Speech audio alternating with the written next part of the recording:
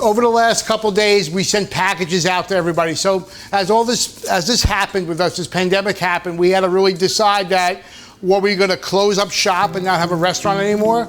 Were we going to just do takeout? But we decided that we were going to focus on what I do. So I'm a graduate of the Culinary Institute. I'm a chef, graduated in 1983. Decided I was going to move on and not be in hot kitchens anymore and run businesses. And besides my nightclubs, I have this 60-seat American Grill in Glen Rock, New Jersey.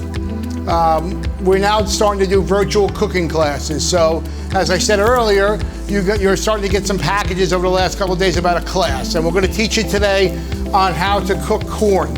And the interesting thing about this corn, it's locally sourced. It comes from a nursery in Pine Island, New York, right outside of Warwick. It's black turf. It's grown in black turf, so it's very rich. It's very sweet.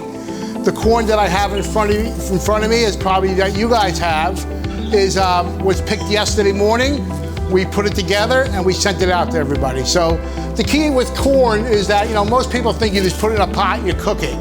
The best thing to do really is to take the corn and husk it, but you gotta be careful when husking it. You don't want to pull the husk back all the way like this. This is the wrong way to cook it, what I'm doing now. Don't do that. What you want to do is take the corn and pull the husk back, leaving it attached to the back. So the interesting thing about doing the corn this way is you see all the silk. The silk is not what we want. So we want to pull the silk off. The silk, as I said, the silk comes off. So now you have an ear of corn with the husk all the way back to the end, still attached. In your packet, I put it together a little marinade of olive oil, lemon juice, and some herbs. And all you want to do is just brush it on there. Brushing it on there, you're creating the moisture. You're going to bring the sugar out, the sweetness out, the natural sugar. You put the husk back on. So now it's covered in the husk. You put the corn in a little water or beer or white wine, whatever you want to use. Once you do all your corn, you're going to get it ready. You're going to put it in your oven, on your barbecue. In this case, we're going to use the wood-fired oven.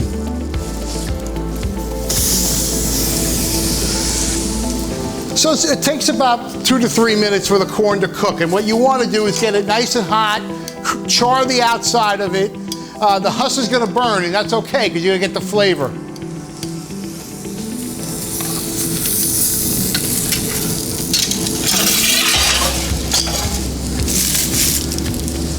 So you'll see this one right here, which we started a little earlier.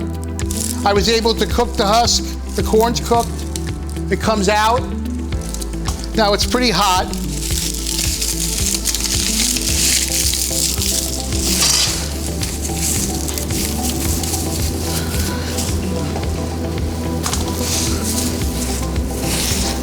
You're cleaning it off. And this is where this is one of the variations for this dish. We take the corn and we now clean it in a bowl. Warm.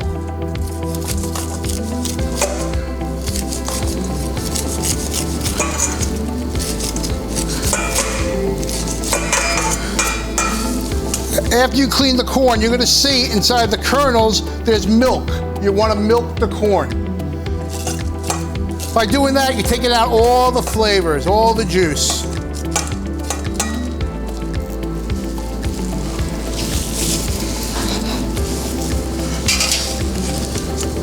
Then you go back to your marinade. You put your marinade over. You mix it really well.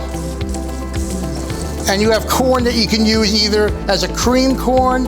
We use it also as our corn relish. We mix it with tomatoes, coleslaw, but right here is your base. And the way I cook and the way I was taught to cook, you have bases, right? You want to have depth, you want to have flavor. So this is one of the flavors that we'll use when we start putting together a corn coleslaw, corn pancakes, corn muffins. And also we're doing these really cool lobster and corn rolls that we're doing for our social catering and non-contact. Okay? Any questions? Awesome job. Any questions for John? I feel like I'm watching the Food Network. I have a question. So, Louise, go ahead. John, what temperature if you put it in the oven, what temperature are you roasting it at? 400 degrees, Louise. And all you want to do is what you're really doing is you're steaming it.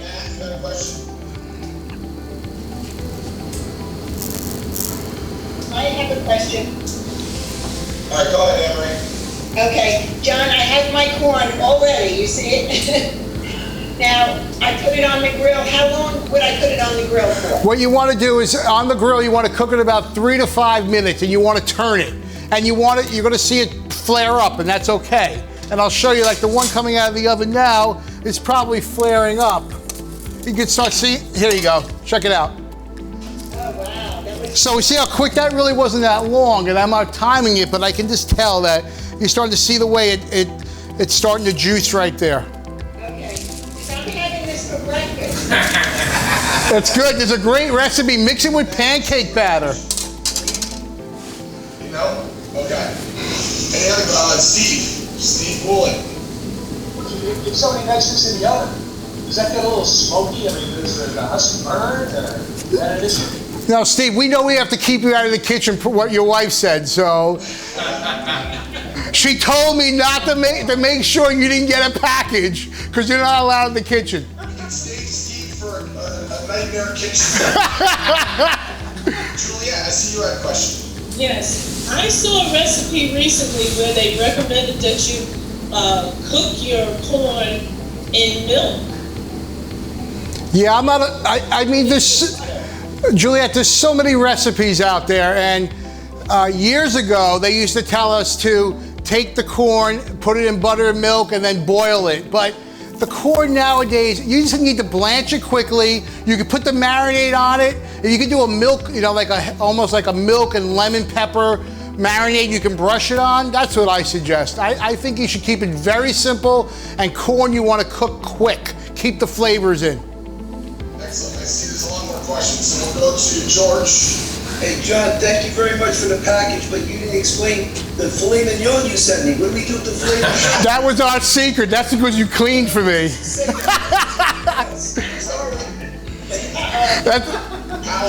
see Howell has a question. So I'm not quite as fancy as John.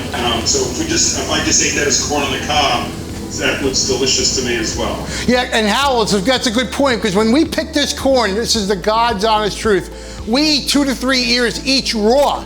It's so fresh, you can just eat it quick. Feel like a squirrel, right? You go out and look outside, squirrels are going through the garbage eating the corn. That's what we do. That's what you do in the kitchen, right? You eat it quick. Marilyn will tell you that, being a chef. She'll say the same thing to you. The things that we eat before service, this is one of them. We eat it raw. John? Yes? Another question. Do you ever sorbet corn?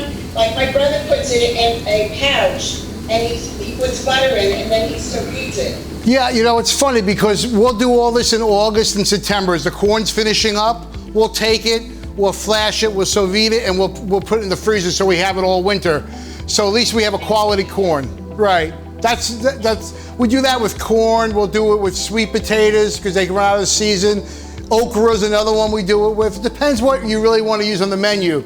And especially we do that corn flatbread, that barbecue chicken and corn flatbread, we do it for that. So I have good corn all year. Yeah, that's great.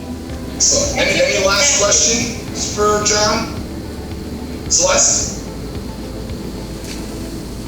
So what's on the menu for tonight if we were going to order? Is corn being featured? Yeah, corn's in the lobster bake tonight, Celeste. So it's lobster tails with mussels and clams. Oh my God. You have potatoes and you have corn. So it's our family of 4. So in that, it's our family of 4 menus. I forgot to talk about them, but that's really what we're promoting now as we get through this. And hopefully when we're able to open up, again, you can experience the dining inside compared to taking it curbside. Excellent. I'm ordering. All right, everybody. I have a question. Sure.